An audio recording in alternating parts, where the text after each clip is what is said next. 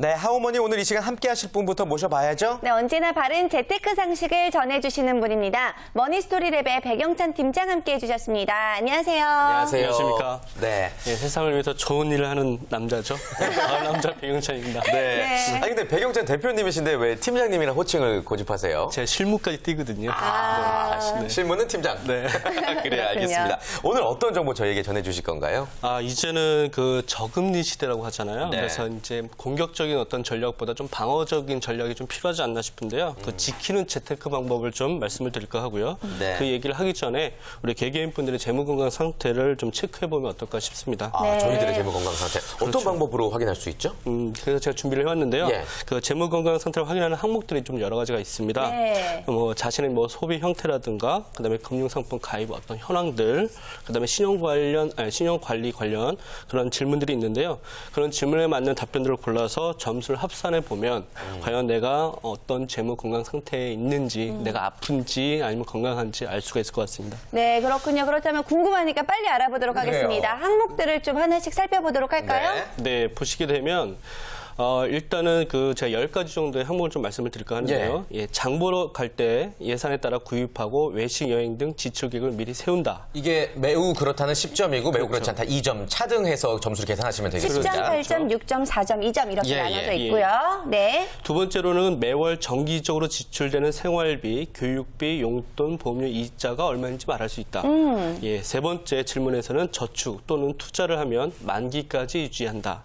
네 번째는 자녀 교육자금 마련, 내 집 마련, 은퇴 등 장기적인 재무 목표를 위해 정기적으로 저축한다. 네. 예, 다섯 번째 질문은요. 3개월치 생활비를 비상예비 자금으로 따로 관리하고 있다. 예, 여섯 번째는 저희가 한번 읽어드릴까요? 네, 여섯 번째, 은행에 예금 적금 외에 다른 투자 상품에 가입한 경험이 있다. 일곱 번째, 투자 제안을 받으면 위험 분석에 많은 시간을 할애하며 유행에 따라 투자하지 않는다.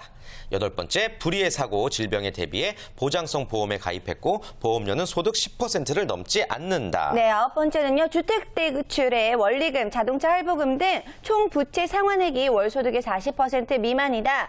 열 번째는요. 신용카드 대금이 연체되지 않고 현금 서비스나 마이너스 통장을 사용하지 않는다. 자, 이렇게 10개 항목이 맞죠?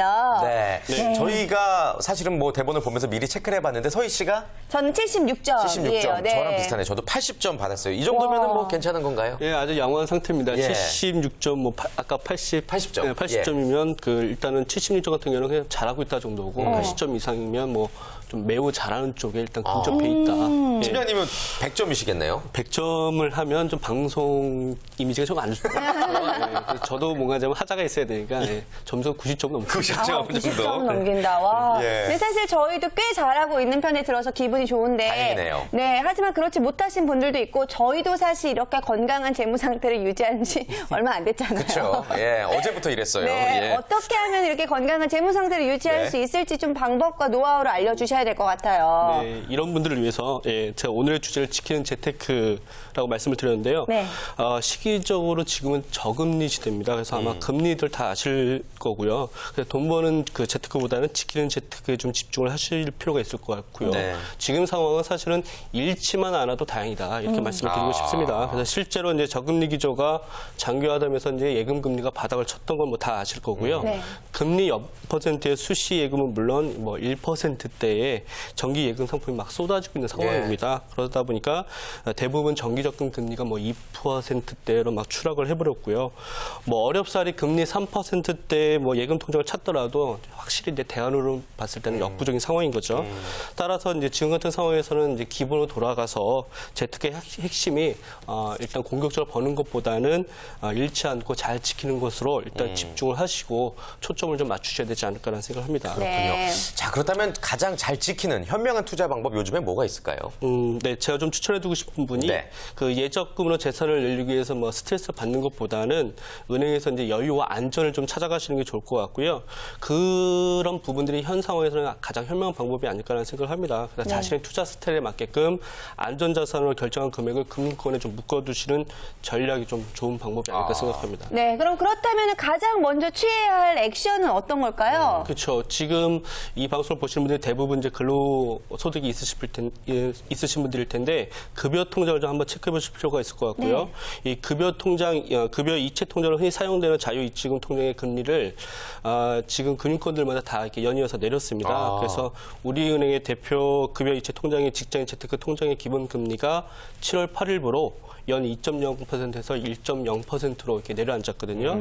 또 NH농협은행의 매직트리 기본금리는 연 1%에서 0.5%대로 확 떨어졌습니다. 그래서 이런 상황에도 불구하고 월급 통장이 연 4%를 금리를 주는 그런 방법이 있으니까 예, 좋겠죠. 그런 걸 찾아보시면 좋을 것 같습니다. 급여 통장으로 연 4% 금리 어떤 통장이죠? 네, 예. 아까 제가 자신의 금융 스타일에 맞게끔 챙겨보시라고 말씀드렸지 않습니까? 첫 번째 단계가 그 월급 통장의 평균 잔액을 좀 추산해 보시는 게 좋을 것 같고요. 예.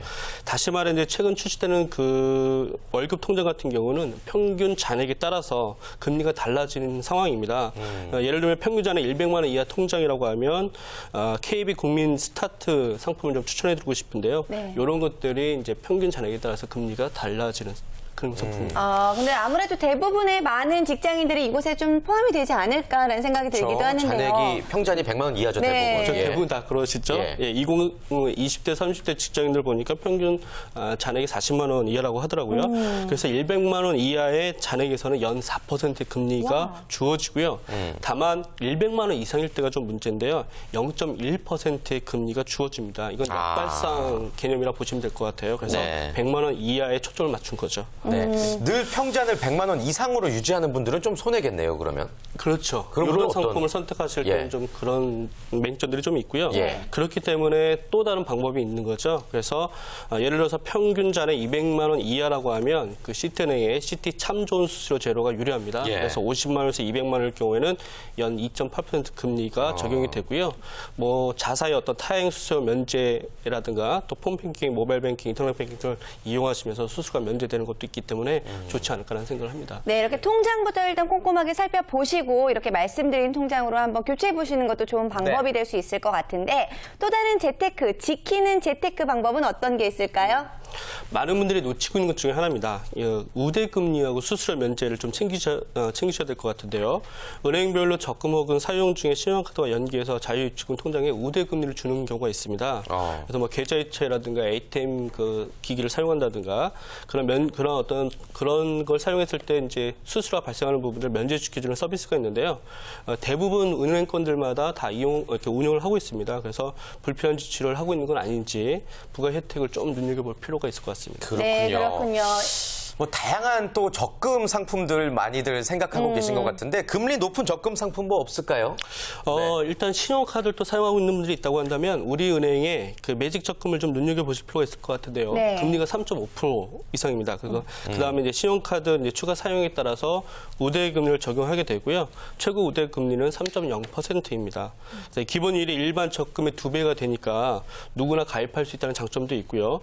다만 우리 은행에서 발급하는 신용카드 여야하고 그다음에 결제 계좌도 우리 은행으로 연결이 돼 있어야 하는 게 조금 다소 아쉬운 점이 있습니다. 네, 아주 조금 아쉬운 점이 있는데 그 밖에도 이 고금리 적금 상품들이 네. 또 있다면서요? 네, 좀 더 정리를 하면 요즘은 스마트 뱅킹이 좀 일반화되어 가고 있거든요. 그래서 고금리를 받을 수 있는 상품들이 있는데 우체국 스마트 퍼즐 적금 같은 상품이 목표 금액을 설정해서 우체국 스마트 퍼즐 적금 앱 알림 설정을 해두게 되면 네. 일주일에 한 번씩 퍼즐 미션을 수행하시면서 금리가 주어지는데 4.9%의 이율을 적용받고 있습니다. 네, 그렇군요. 아무튼 뭐 다양한 고금리 적금 상품들이 있으니까 여러분들 눈여겨보셔야 될 것 같고요. 네. 1%, 0.1% 뭐 몇천 원이야, 몇만 원이야 이러실지 모르겠지만 이런 것들이 쌓였을 때 태산이 된다는 걸 네. 명심하셔야겠습니다.